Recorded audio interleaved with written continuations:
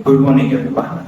I'm SOHAN S. I'm a 2024 pass out from the College of Cyber Institute of Technology with an aggregate of 7.4.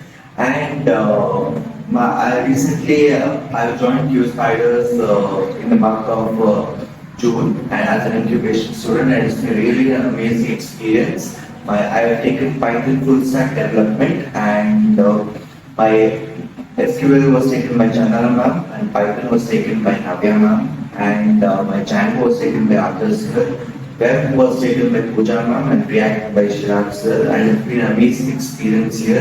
Getting immense knowledge in full stack Python development. I've been here into almost 20 requirements and I've been placed successfully as of now. I've been placed as a Python developer with a package of 3 LPA. So it's been really a great time and I encourage all my friends to be a part of this.